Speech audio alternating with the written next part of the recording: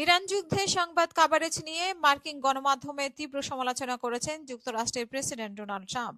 Iran সামরিকভাবে শক্ত অবস্থানে রয়েছে এমন প্রতিবেদনকে তিনি ভার্চুয়াল বিশ্বাসঘাতকতা হিসেবে উল্লেখ করছেন। কাতার ভিত্তিক সংবাদ মাধ্যম আল জাজিরার এক প্রতিবেদনে এই তথ্য জানানো হয়েছে। নিজের সামাজিক যোগাযোগ মাধ্যম ট্রুথ সোশ্যালে দেওয়া এক পোস্টে ট্রাম্প বলেন, কিছু সংবাদ মাধ্যমের প্রতিবেদন শত্রুপক্ষকে সহায়তা করছে এবং ইরানকে অযথা আশা দিচ্ছে। তবে কোন কোন গণমাধ্যমের প্রতিবেদনের কথা তিনি বলেছেন তা স্পষ্ট করেননি। পোস্টে ট্রাম্প আরও লেখেন যে তারা শত্রুপক্ষকে সহায়তা করেই যাচ্ছে, এতে শুধু ইরান মিথ্যা আশ্বাস পাচ্ছে, তা তাদের পাওয়ার কথা নয়। তিনি বলেন, শুধু পরাজিত, অকৃতজ্ঞ ও বোকা লোকেরাই আমেরিকার বিরুদ্ধে অবস্থান নিতে পারে।